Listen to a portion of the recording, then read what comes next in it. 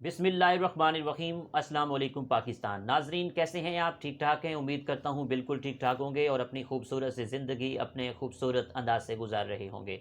नाजरीन, जैसा कि आप सब जानते हैं कि मैं आप लोगों के लिए आज की शख्सियत प्रोग्राम लेकर आया करता हूँ। आज मैं आपको जिस शख्सियत का तारुफ़ करवाने जा रहा हूँ, आप कानूनदान हैं। मोहम्मद रफ़ीक मलिक, एडवोकेट, हाई कोर्ट, हमारे साथ मौजूद हैं। आप उम्मीदवार सीनियर नायब सदर high court bar association Bahawalpur हैं। आज हम इनसे कानून के हवाले से बात करेंगे और आप जब सीनियर नायब सदर बन जाएंगे तो क्या हाई कोर्ट में डेवलपमेंट लेकर आएंगे, ये सारी बातें आज हम मोहम्मद रफ़ीक मलिक साहब से बात करेंगे। अस्सलाम वालेकुम सर। वालेकुम सलाम। कैसे हैं आप? अल्लाह का करम, बिल्कुल ठीक ठाक। सबसे पहले तो बहुत शुक्रिया, आपने हमें कीमती टाइम दिया। ये आपकी मेहरबानी है और आप तशरीफ़ लाए, मुझे ख़ुद खुशी हो रही है आपसे मिलके। सर, अगर हम तालीम के हवाले से बात करें तो दुनिया के अंदर जितने भी इंसान हैं जिन्होंने तरक्की की है इस दुनिया में, तालीम के बलबूते से आगे निकले हैं। तो मैं चाहूँगा कि आपने अपनी इब्तदाई तालीम कहाँ से हासिल की और आपका तालीमी सफ़र कैसे रहा? तालीम का जहाँ तक आपने पहले बात कही है, तालीम की इतनी इम्पॉर्टेंस है कि जी। नबी पाक सल्लल्लाहु अलैहि वसल्लम ने ये ताकीद फरमाई, हुक्म फरमाया कि तालीम हासिल करो, चाहे आप लोगों को चाइना तक जाना पड़े। बिल्कुल। तो इसकी इतनी इम्पोर्टेंस है। रहा सवाल कि मैं टाइम बचाने के लिए मेरी जो बेसिक एजुकेशन है वो कोटला मूसा खां से है। उसके बाद फिर मैंने यहाँ बहावलपुर इस्लामी यूनिवर्सिटी से मास्टर इंग्लिश लिटरेचर की डिग्री ली है। अच्छा, माशाल्लाह। उसके बाद फिर पंजाब यूनिवर्सिटी से मैंने लॉ की डिग्री ली है। ठीक। और मीनवाइल कुछ अर्सा मैं कैडेट कॉलेज बटरासी में भी रहा हूँ। तो वकालत का आगाज़ मैंने लाहौर से किया है, ऐवान अदल से। तो वहाँ पहले इफ्तिखार शाहिद साहब मेरे उस्ताद थे। उसके बाद सेशन कोर्ट में बुरहान मुअज़्ज़म मलिक साहब के साथ में रहा और हाई कोर्ट का वक्त मैंने डॉक्टर अब्दुल बासित साहब के साथ किया है। ठीक। तो उसके बाद फिर मैं बहावलपुर शिफ्ट हुआ और ये आपके सामने है। अच्छा सर, माशाल्लाह आपने बहुत सारी डिग्री की हैं। तो वकील बनने का शौक़ कैसे पैदा हुआ? आपने एमए इंग्लिश भी किया है, वकील बनने का शौक़ आपको था या आपके घर वालों ने कहा कि आपको वकील बनना है? दरअसल जो है ना, ये एक वकालत एक मिजाज का नाम है, कैफियत का नाम है कि आप एक काम करना चाहते हैं, आपके अंदर एक क्रिएटिविटी है, आप एक स्टीरियोटाइप या रूटीन का वर्क करना पसंद नहीं करते, आपको एक क्रिएशन की आदत है। तो वकालत से बेहतर कोई प्रोफेशन नहीं है। तो वकील बनने का जो आइडिया है मेरा बहुत पुराना है और मैं काफ़ी आगे चल के मुझे जॉब्स की या परमानेंट इवन देन के मुझे वो मिली, एडवाइज़रशिप परमानेंटली मिली जिसमें मुझे ठीक। वकालत कुर्बान करनी पड़नी थी। अच्छा। लेकिन मैंने वो नहीं की। मैंने कहा नहीं, सही। मैं एक वकील हूँ और बाय इंस्टिंक्ट वकील हूँ, मुझे ये पेशा बहुत पसंद है। एक अच्छे वकील में क्या खसूसियत होनी चाहिए? आपका क्या तबसरा है? सर, एक ये कहना कि एक अच्छे वकील में क्या खसूसियत होनी चाहिए, इसकी तो ये तो बहुत बड़ी एक डिबेट है। मैं तो सिर्फ़ ये कहूँगा कि जो लीगल एथिक्स में हम पार्ट थर्ड में पढ़ के आते हैं, वही होती है कि आप अपने केस के साथ सिंसियर रहें और आप उसी को एक ऑनेस्टली आगे लेके चलें। और यही एक होती है, आपका जो क्लाइंट होता है वो आपके वर्क को, आपकी परफॉर्मेंस को देखता है और आपको एक्स्ट्राऑर्डिनरी करने की कोई ज़रूरत नहीं होती। तो एक वकील अपने काम से, अपने पेशे से, अपने केसेस के साथ सिंसियर होता है। बस यही एक अच्छे वकील की निशानी होती है। और मैं आपको एक बात बताऊं कि जी। मेजॉरिटी यानी 95% जो वकला होते हैं वो अपने वर्क के साथ लॉयल और कमिटेड होते हैं। कोई एक आधा कोई ऐसी कोई कंप्लेंट आ जाए तो अलावा, अदरवाइज़ मैंने इस पेशे में रह के देखा है, बल्कि मैंने पूरे पाकिस्तान में काम किया है। मुझे कराची हाई कोर्ट में काम करने का मौका मिला है, लाहौर हाई कोर्ट में तो मैं था ही था, मैं पेशावर हाई कोर्ट में भी पेश होता रहा हूँ। जब डेवोल्यूशन प्लान हुआ केपी का, मुझे काफ़ी अर्सा केपी के में रहने का मौका मिला है। ठीक। ऐसे मैं डॉक्टर साहब के साथ सुप्रीम कोर्ट जाता था। मुझे बेशुमार वकला से, बल्कि नेशनल क्या इंटरनेशनल वकला से मिलने का मौका मिला है। मेजॉरिटी वकला अपने काम के साथ सिंसियर और कमिटेड होते हैं। आप कौन से केस हैंडल करते हैं, सिविल या फौजदारी? मेरे पास मिसलिनियस वर्क है, मेरे पास सारा काम है।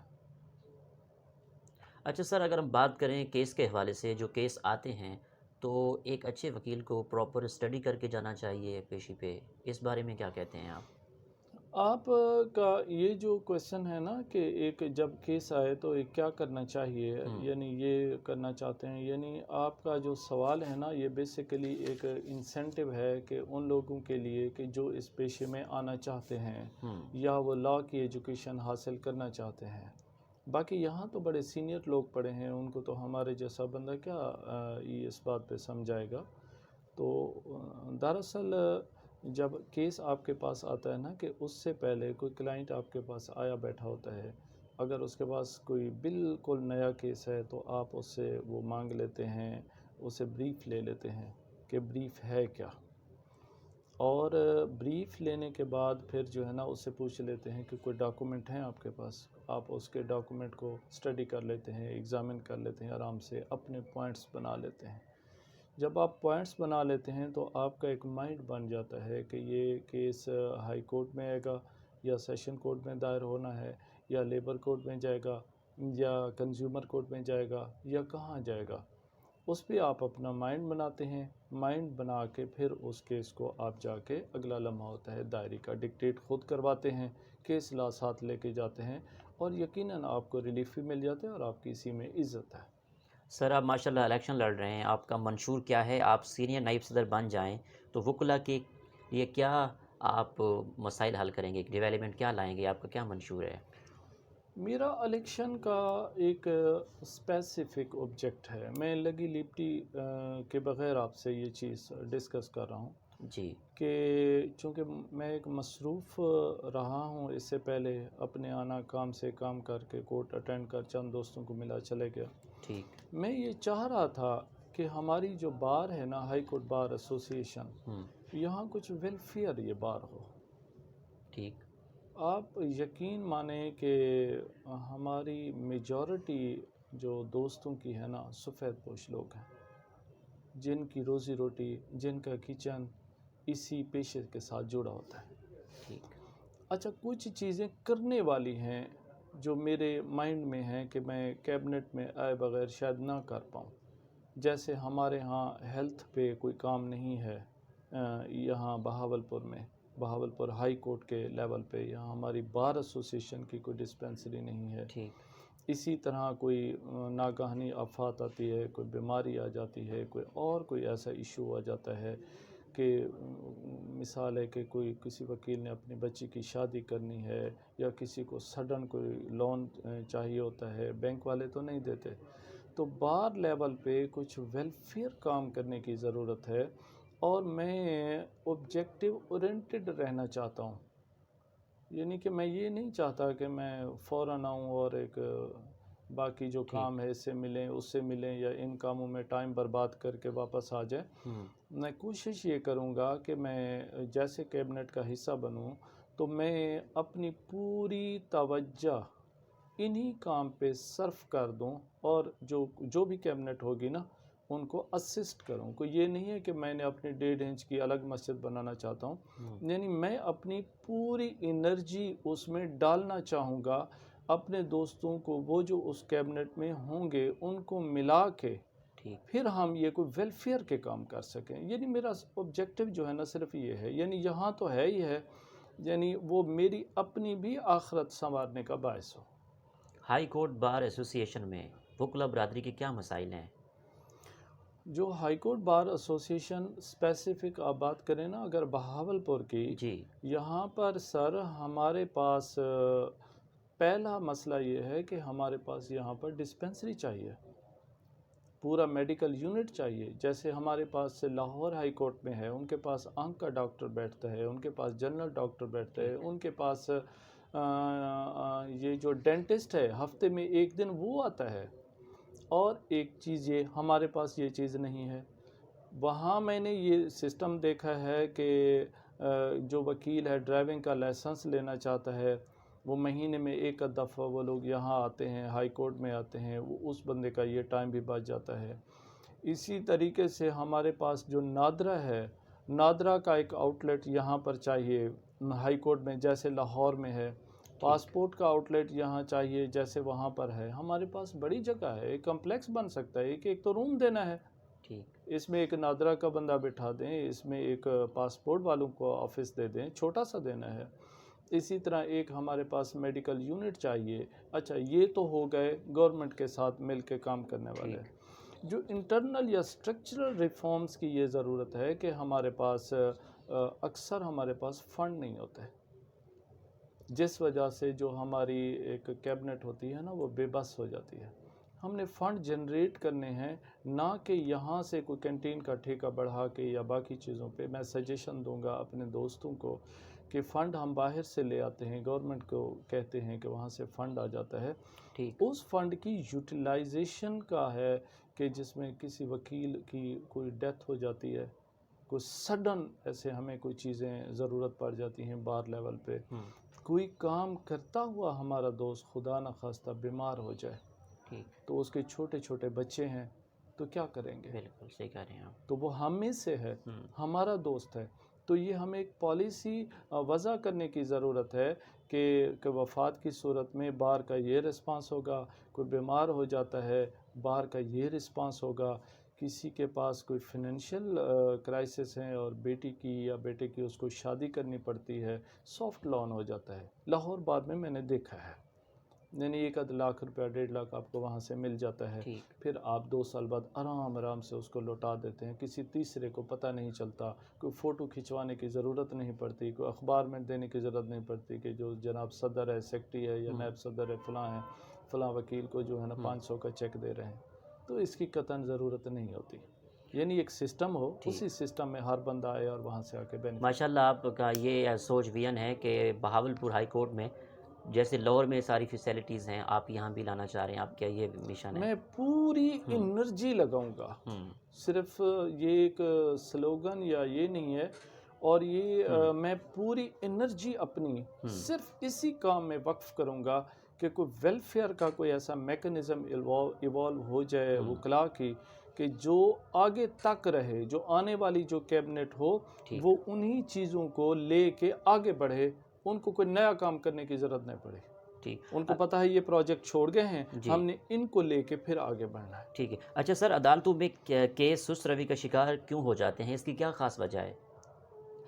کورٹ میں یہ جو سست روی کا ہے نا کہ یہ جو ایک بات ہے نا یہ بڑی پرانی بات ہے، اور یہ ایک ایسا سبجیکٹ ہے کہ جس کو چیف جسٹس آف پاکستان سے لے کے یہاں ہمارے فاضل سول جج تک ہر بندہ اس چیز کو ریلائز کر رہا ہے. ظاہر ہے ہم وکلا بھی اسی سسٹم کا حصہ ہیں. میرا ایکسپیرینس اسی میں یہ ہے کہ کوئی کیس کی طوالت کا جو باعث ہے نا کوئی کہ ہمیں لا میں امیجیٹ ریفارمز کرنے کی ضرورت ہے. اب مثال ہے کہ ایک دعویٰ ہے، وہ سول دعویٰ ہے، وہ چلتا ہے، پھر اسی میں کوئی درخواست آتی ہے اور کہانی درخواست تک چلتی رہتی ہے. مین دعویٰ وہیں پڑا ہے، وہ درخواست پہ فیصلہ آنا، پھر اس کا اپیل میں جانا، اس کا پھر ہائی کورٹ میں آنا، اس کا سپریم کورٹ میں جانا، یہ 20 سال کا عمل ہے. بالکل. یعنی 20 سال تک تو اسے ایک نئی ڈیولپمنٹ جو اپلیکیشن کی صورت میں آئے گی تو وہ تو اس پہ لگ جائے گا. مین کیس تو وہیں پڑا ہے، اس کے بعد آ کے پھر مین کیس کا نمبر آئے گا. ایک یہ دوسرا اس کا جو وجہ ہوتے ہیں نا کہ جو ایرر ان جورسڈکشن ہے. مثال ہے کہ ایک کیس ہے، آپ سے پہلے ایک میرے استاد آئے ہوئے تھے، وہ یہی چیز ڈسکس کر رہے تھے. ایک بندہ کیس دائر ہونا ہے مثال صادق آباد سول کورٹ میں، وہ آ کے ریٹ میں لے آتا ہے. تو وہ ریٹ میں جو اس کا ایک سسٹم ریلیف نہیں ملے گا جو اس کو سول کورٹ سے ریلیف ہونا، وہ کہتے ہیں جلدی ہو، لیکن وہ جلدی کا نقصان یہ ہونا ہے کہ وہ کیس اننیسیسری طوالت کا باعث بن جاتا ہے. یعنی جو کورٹ کی جورسڈکشن ہے، جورسڈکشن سے آپ آؤٹ ہوں گے. ایک معاملہ ہے نا سول کورٹ کا، آپ اس کو ہائی کورٹ لے کے، اور ایک معاملہ ہے جس کو پارٹیشن کا کیس ہے، نیب تحصیلدار کے پاس کرنا ہے، آپ نے اس کو سول کورٹ میں ڈال دیا. اور اسی طرح ایک معاملہ ہے سروس ٹریبونل کا معاملہ ہے، آپ کہیں اور جگہ پہ لے گئے.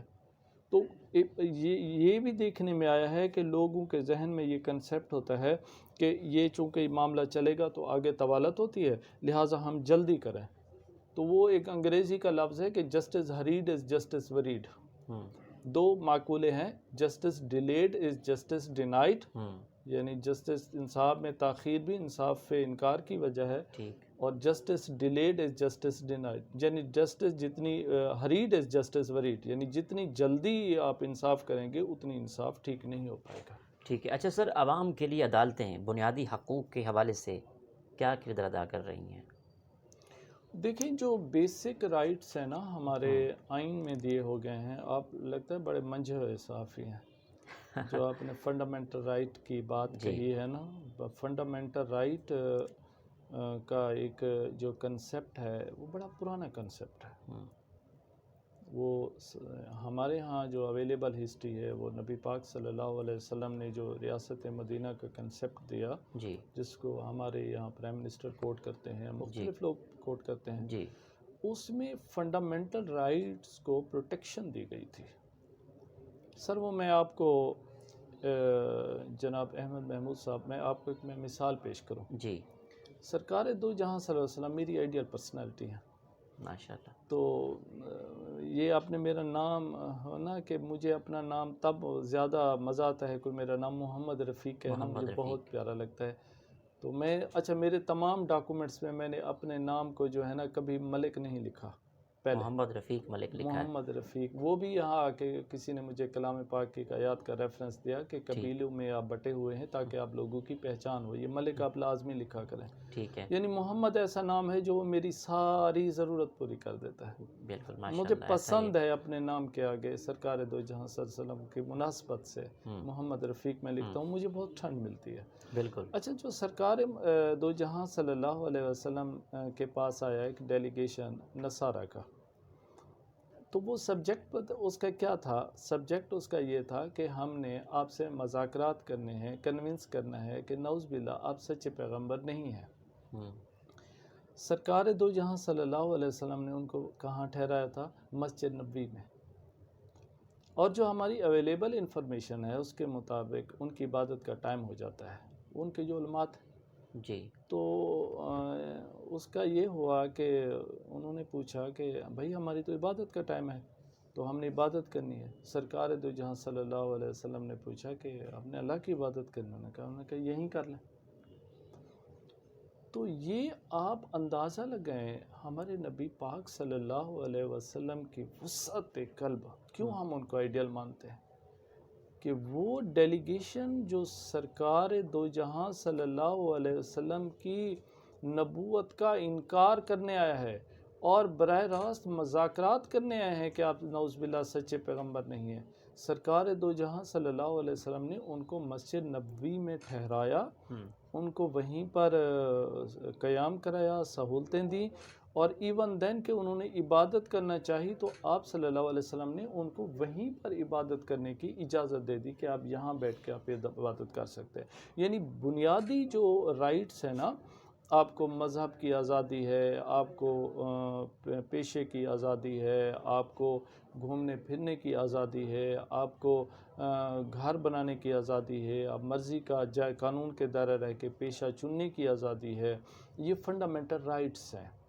اور عدالت کا جو کے پاس یہ اختیار ہے کہ حکومت کے لیے بھی یہ پوچھے کہ کہیں اگر حکومت بیسک رائٹس مہیا نہیں کر رہی، کسی بندے کو اننیسیسری ڈیٹینشن ہو جاتی ہے، تھانے میں رکھ دیا جاتا ہے بغیر ایف آئی آر کو، جی تو فوراً ہائی کورٹ میں بیلف ہوتا ہے اور بندے کی ریکور ہوتی ہے، اور وہاں میں نے درجنوں کے درجنوں افیسران کو سسپینڈ ہوتے دیکھا ہے۔ تو یہ بنیادی حقوق کی بات ہے، عدالتیں پرووائڈ بھی کر رہی ہیں، یہ سسٹم ہو بھی رہا ہے، اور اس میں ظاہر ہے کہ فلی تو سیٹسفیکشن نہیں ہے کہ اسی میں آگے چل کے مزید امپرومنٹ کی ضرورت ہے جو ہونی ہے انشاءاللہ۔ سر، آپ کی ہابیز کے حوالے سے اگر بات کریں تو اسکول کی بات کریں، کالج کی بات کریں، یونیورسٹی کی بات کریں، تو سب سے پہلے تو یہ بتائیں کہ اسکول میں آپ کی اسپورٹ کے حوالے سے بھی بات کریں اور کالج کے حوالے سے بھی بات کریں۔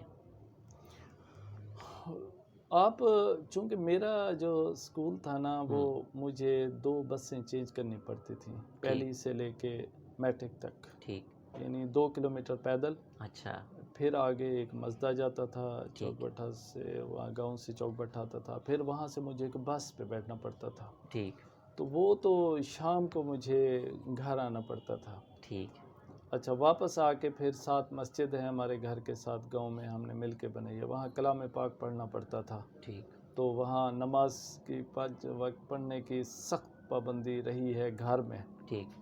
اس وقت بھی میں آیا ہوں، میں رات لاہور سے آیا ہوں، تو میں ابھی لیٹنے ہی لگا تو میری والدہ نے مجھے اٹھایا، کہتے اٹھو پہلے عشاء کی نماز پڑھ لو پھر آپ کی مرضی. تو وہ حبیز صرف میرا اسکول کے علاوہ ساتھ ساتھ یا واک کرتا تھا یا میرا پڑھنے کا رہا ہے. یعنی مجھے اسکول لائف میں بھی یہ ایک شوق ہوتا تھا پڑھنے کا، اور باقی جو کو کریکولر ایکٹیویٹیز تھی اس میں میں ڈیبیٹ میں حصہ لیتا تھا. ماشاءاللہ. نعت پڑھنا، تقریری مقابلوں میں حصہ لینا، بلکہ اسی سبجیکٹ پہ میں مانسیرا کیڈٹ کالج بٹراسی سے میں پورے آل اوور پاکستان میں نے پہلی پوزیشن لی. ماشاءاللہ، زبردست. تو یہ پڑھنا اور یہ ڈیبیٹ یہی میرا سبجیکٹ رہا ہے، اس سے کہیں آگے پیچھے میں آپ گیا کس نہیں. طرح کی کتابیں پڑھتے ہیں؟ دیکھیں میں آپ کو اس کی مثال دوں، جب I was in 9th class, بلکہ نہیں 10th کے میں نے جب پیپر دے دیے تھے تو میرے وہم میں آیا میں کیا پڑھوں. تو پہلی کتاب جو میں نے پڑھی ہے نا مولانا شبلی نعمانی کی، میٹرک کے بعد سیرت النبی صلی اللہ علیہ وسلم پڑھی، پھر الفاروق پڑھی، پھر وہ باقی جو سیاسی تقی ہیں قدوری اس کو میں نے پڑھا. اور اس کے علاوہ ان کے علاوہ جو سبجیکٹ تھا ہسٹری بھی میں نے پڑھی، اور جو نسیم حجازی کے جو ناول تھے انہیں دنوں مجھے بہت اٹریکٹ کرتے تھے. جب لوگ باقی ان چیزوں میں پڑے ہوتے تھے نا، پتہ نہیں وہ ڈائجسٹ وغیرہ آتے تھے، تو میں اپنی جمع پونجی اکٹھی کر کے نسیم حجازی کے میں ناول پڑھا کرتا تھا. اور وہ جو ناول تھے نا مجھے اسلامک ہسٹری کی جھلک آتی تھی. تو وہاں سے مجھے ایک سیکھنے کا موقع ملا، ایک ڈرائیو ہوئی، اور ایک یہ ذہن میں آتا تھا، ایک امیج کریٹ کرتا تھا ایک اچھے مسلمان میں کیا خاصیت ہونی ضروری ہے، انسانیت کیا ہے، اور ایک آپ صلی اللہ علیہ وسلم کی تابع داری اور اللہ کا حکم ماننے میں کتنی عافیت ہے. یعنی پوری اسی چیز میں میری لائف رہی ہے، اس سے باہر میں نہیں کیا. سر ماشاءاللہ آپ سینئر قانون دان ہیں، تو اگر موجودہ سیاسی حوالے سے بات کریں تو موجودہ سیاسی صورتحال کے حوالے سے آپ کا کیا تبصرہ ہے؟ جناب احمد محمود صاحب، یہ آپ بڑے ڈیفیکلٹ سا کویسچن پوچھا ہے کہ ہم اسی میں رہ کے بھی، اور چونکہ ہماری بار جو ہے نا یہ ایک اینگل ہے یا ایک آپ کہیں گلدستہ ہے، اسی میں تمام پولیٹیکل سیگمنٹس کا حصہ ہوتا ہے. ہماری بارز میں کہیں دیکھیں گے نا آپ تحریک انصاف کے دوست بیٹھے ہوں گے، اگلے کونے پہ مسلم لیگ نون کے بیٹھے ہوں گے، اگلے کونے پہ پیپلز پارٹی کے لوگ بیٹھے ہوں گے، اگلے کونے پہ جماعت اسلامی کے ہوں گے، آگے آپ کو ATA کے، آپ کو سارے دوست ملیں گے. بالکل. یعنی یہی وجہ ہے کہ ہم بار میں یہ چیز دیکھنے اور سیکھنے کا موقع ملتا ہے کہ ایسے لوگ جہاں آپ کے نظریات بھی نہیں ملتے، اس سے مطابقت بھی نہیں ہے، آپ نے ان کے ساتھ کو ایگزسٹنس یا ہم آہنگی کیسے رکھنی ہے. جہاں تک یہ موجودہ سیاسی صورتحال کا آپ نے بتایا ہے کہ اس کا میں آپ کو یوں کہوں گا کہ قوموں کی لائف میں یہ اپس اینڈ ڈاؤنس آتے رہتے ہیں. یعنی انسان میٹر نہیں کرتا، عمران خان میٹر نہیں کرتا، نواز شریف میٹر نہیں کرتا، آصف زرداری میٹر نہیں کرتا، جنرل مشرف میٹر نہیں کرتا، میٹر ہسٹری کرتی ہے.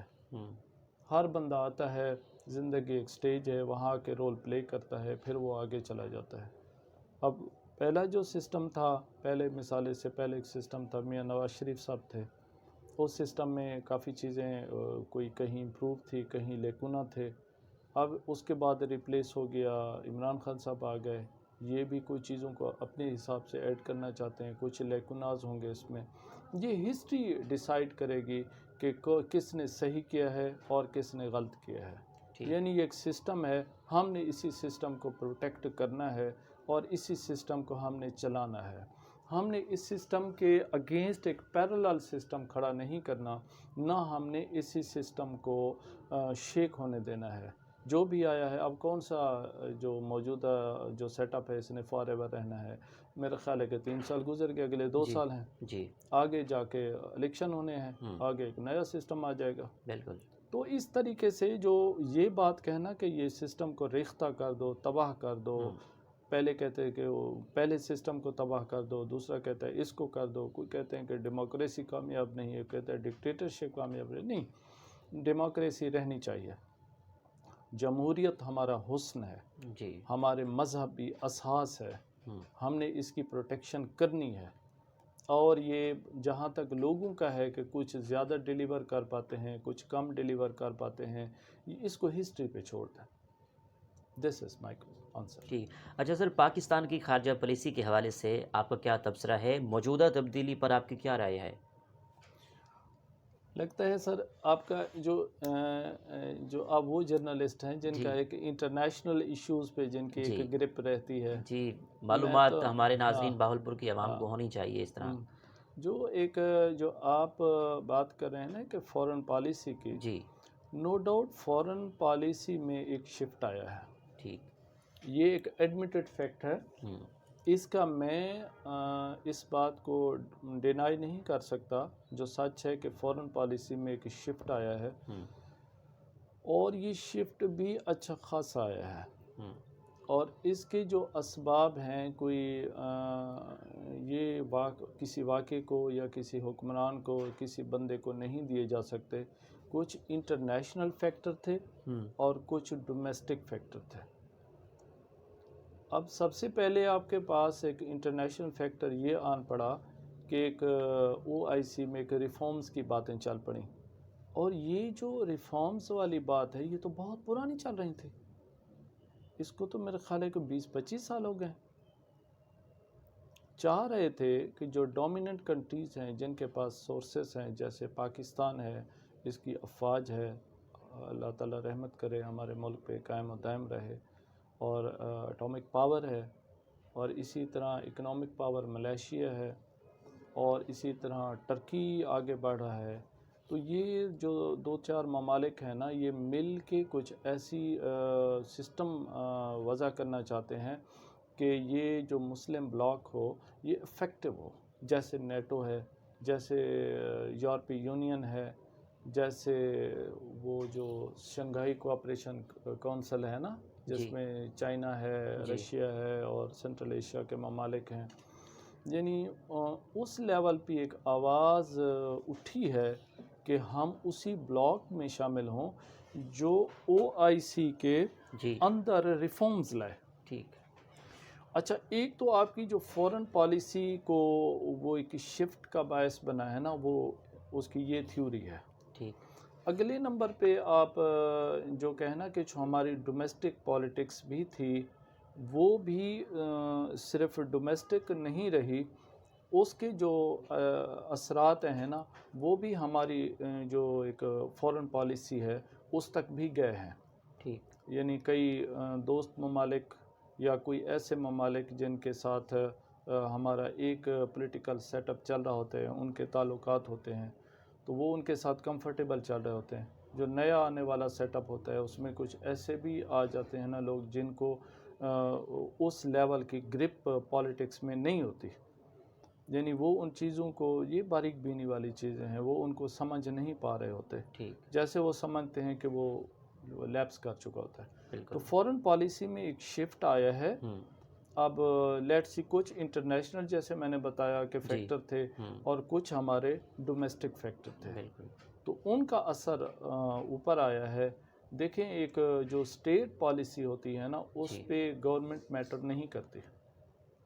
اس پہ جیسے اب ہمارے پرائم منسٹر ہیں پاکستان کے عمران خان صاحب، وہ یہ نہیں کہہ سکتے کہ جناب وہ میں نے پاکستان کو کسی فورم پہ ریپریزنٹ نہیں کرنا یا دل و جان سے ریپریزنٹ نہیں کرنا.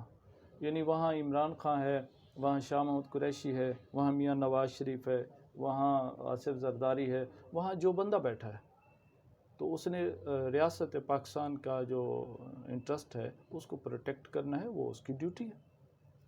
ٹھیک. اچھا سر، پاکستان کے لیگل سسٹم کو کس طرح بہتر کر سکتے ہیں، امپروو کر سکتے ہیں؟ جو پاکستان کا جو، یہ تو آپ نے ایڈمنسٹریشن آف جسٹس کا کوشچن پوچھ لیا. جی. اللہ کے بندے. جی. خیر، میں پابند ہوں. جی. آپ کو اپریشیٹ بھی کرنا چاہوں گا کہ آپ کی جو ایک نالج کی گرپ ہے وہ اس میں ڈائیورسیفیکیشن ہے. جی. آپ نے تمام سبجیکٹ کا احاطہ کیا ہوا ہے. جی. تو میرے جیسے کم پڑھے لکھے بندے کو آپ دانشور بنا دیا. کمپیٹنٹ ہیں آپ سر. اینی ہاؤ، جی. جو آپ ایک لیگل سسٹم کی بات کر رہے ہیں نا، جی. کہ آپ ایک چاہ رہے ہیں کہ ہمارا جو لیگل سسٹم ہے، آپ کا یہ دوسرا کویسچن ہے نا، جی اس سے متعلق ہے، آپ چاہ رہے ہیں کہ یہ فردر ڈیلیور کرے، جی یعنی آپ کا جو ایک سیٹسفیکشن نہیں ہے، تو وہ صرف احمد محمود کی سیٹسفیکشن نہیں ہے، یہ ٹاپ سے ٹو باٹم تک یہ ایشو ہے۔ اگر میں کہوں یہ دودھ اور شہد کی نہریں بن رہی ہیں تو یہ غلط ہوگا۔ تو سسٹم میں ریفارمز لانے کی ضرورت ہے۔ تو مجھے پتہ چلا ہے نا کہ آپ زیادہ تر ان ممالک کا سسٹم اسٹڈی کرتے ہیں نا کہ جو بالکل ڈیولپ ہیں۔ آپ یو کے کی بات کر رہے تھے، ہماری جو پہلی پرائیویٹ ڈسکشن ہوئی، آپ امریکہ کے سسٹم کی بات کر رہے تھے، آپ ان سٹیٹس کے سسٹم کی بات کر رہے تھے وچ آر ویلفیئر اسٹیٹ، جہاں پر ایک بندہ صرف آ کے درخواست دیتا ہے اور وہ گھر چلا جاتا ہے، پوری اسٹیٹ مشینری جو ہے نا اس میں حرکت میں آ جاتی ہے کہ اس بندے کو کس طریقے سے اس کی داد رسی کی جائے۔ جبکہ جو ہمارے پاس ہے، ہمارے پاس یہ ہے کہ ایک بندہ وکیل بھی کرتا ہے، دعویٰ بھی دائر کرتا ہے، ہر پیشی پہ آتا بھی ہے، لیکن وہ اس کو ریلیف مرنے کے بعد یا اس وقت ریلیف ملتا ہے کہ جب وہ اس کی ضرورت ہی اسے نہیں رہتی۔ تو یہ جو آپ کہتے ہیں نا کہ سسٹم میں کی آپ بات کر رہے ہیں، دس از اے ٹائم ٹیکنگ۔ اب امریکہ کا سسٹم ہے وہ بہت پرانا سسٹم ہے، اور برطانیہ کا سسٹم ہے وہ میگنا کارٹا سے کہانی شروع ہوئی ہے، آپ نے پڑھا ہوگا، پولیٹیکل سائنس کے آپ بندے ہیں۔ تو اسی طریقے سے جو آپ باقی ویلفیئر ممالک کی آپ بات کرتے ہیں، ان کو تو کئی 100 سال سے سسٹم آ رہا ہے۔ تو اگر آپ ان کی پریویس ہسٹری دیکھیں تو ہم ان سے مچ بیٹر ہیں۔ بالکل جی سر۔ اچھا سر، دوسرا میں یہ جاننا چاہوں گا کہ انٹرنیشنل کلچر کو اور پاکستان کے کلچر کو آپ کیسے ڈیفینڈ کریں گے، کیسے دیکھتے ہیں؟ دیکھیں، جو ایک آپ کلچر کی بات کرتے ہیں نا کہ کلچر ایسا سبجیکٹ ہے نا کہ جیسے طور طریقہ، رہن سہن کا طور طریقہ، اس کی بات آپ کر رہے ہیں کہ جو مثال ہے کہ ان لوگوں کے ساتھ ہمارے ورکنگ ریلیشن تو ہیں، ہمارے لوگ بے شمار لوگ ہیں جو یو ایس اے میں سیٹلڈ ہیں، بالکل، اور یہاں سے لوگ برطانیہ گئے ہوئے ہیں، یہاں سے لوگ سعودی عربیہ میں بیٹھے ہوئے ہیں، دبئی میں بیٹھے ہوئے ہیں۔ پاکستان کا بندہ آپ کو پوری دنیا میں ملے گا۔ تو جہاں دو ممالک کے لوگ، دو کلچر کے لوگ آپس میں بیٹھیں گے تو وہاں کلچر کا اختلاط بھی ہوتا ہے، اور یہ تب یہ کویسچن چل پڑتا ہے کہ جو کلچر کا ایک سبجیکٹ ہے کہ آئدر کہ ہم کس سمت میں جائیں۔ یعنی آپ نے یہ کویسچن، میں یہ سمجھا ہوں کہ لاسٹ میں ٹرکی کے ڈرامے لگے تھے، ایک ہمارے ہاں ایک پیراڈائم ایک شفٹ ہوا ہے ہماری اس ایک کلچر پہلو میں، بالکل، یعنی وہاں میں یہ دکھایا گیا ہے کہ وہ لوگ نماز بھی پڑھتے ہیں، وہ لوگ روزہ بھی رکھ رہے ہوتے ہیں، ان میں اخلاقیات بھی پیک کی ہیں، ان میں رشتے کا تعلق بھی ہے۔ اس سے پہلے ہم یہ موویز دیکھتے تھے، انڈین موویز دیکھا کرتے تھے، ہمارے ہاں یوزولی وہی انڈین موویز ہوتی تھیں، تو ہمارے ہاں ان کی چھاپ پڑتی تھی ہم پہ۔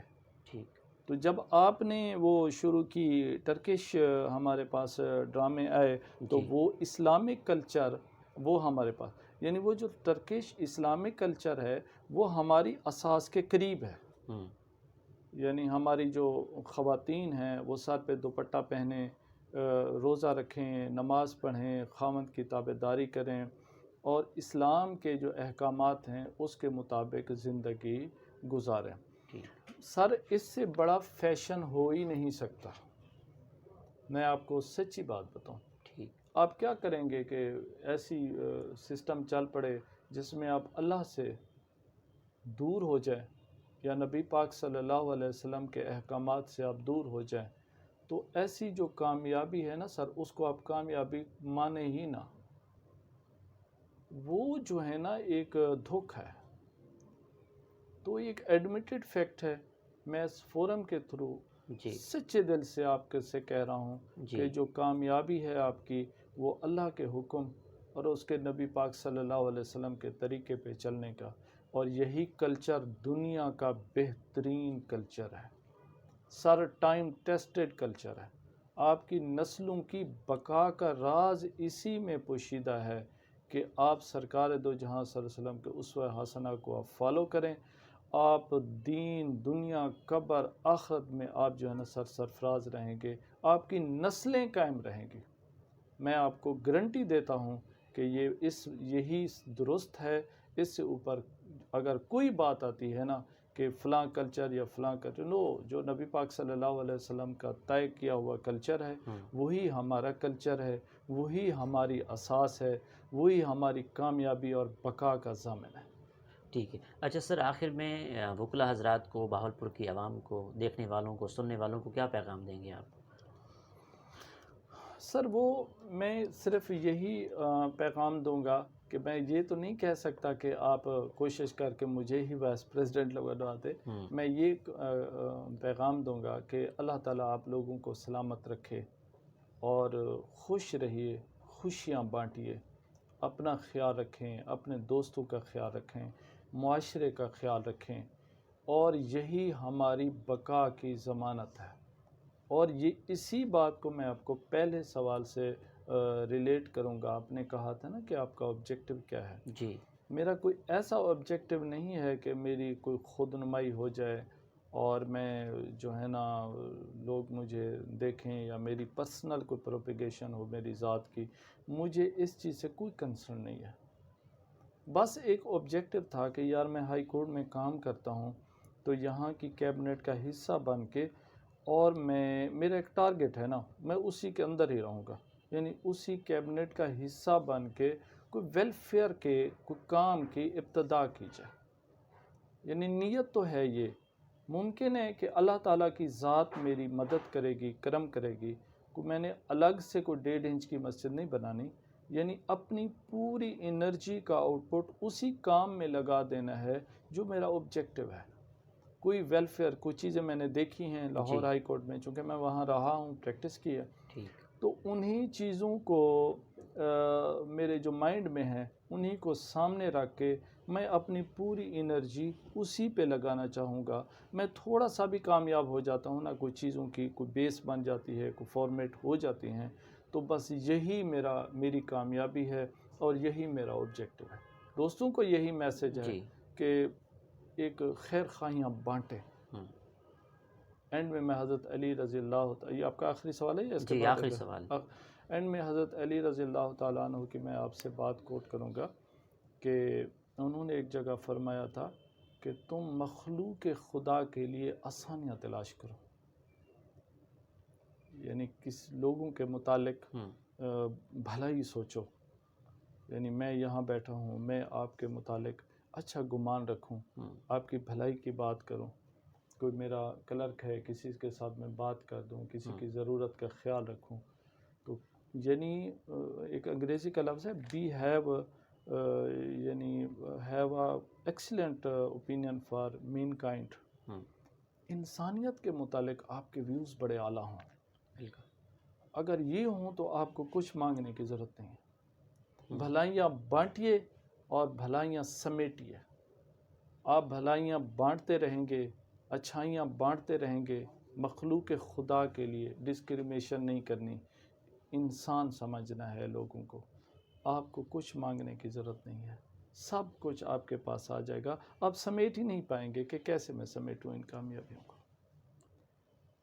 بہت شکریہ محمد رفیق ملک صاحب، آپ نے ہمیں قیمتی ٹائم دیا اور آپ سے بات کر کے بہت اچھا لگا۔ اللہ آپ کو کامیاب کرے۔ سر میں آپ کا شکر گزار ہوں، آپ کا، آپ کے چینل کا، آپ کی جو پوری ٹیم یہاں پر آئی ہوئی ہے، تمام لوگوں کا، کہ آپ لوگوں نے ایک میسج تھا جو وہاں تک پہنچایا ہے اور ایک کنیکٹیویٹی کا باعث بنے ہے۔ اور میں جو ہے نا خاص طور آپ کی جو انٹرنیشنل ایشوز ہیں یا فورن پالیسی کے حوالے سے یا ایڈمنسٹریشن آف جسٹس کے حوالے سے یا لیگل سسٹم کے حوالے سے میں آپ کے نالج کی داد دیتا ہوں۔ بہت شکریہ سر تھینک یو۔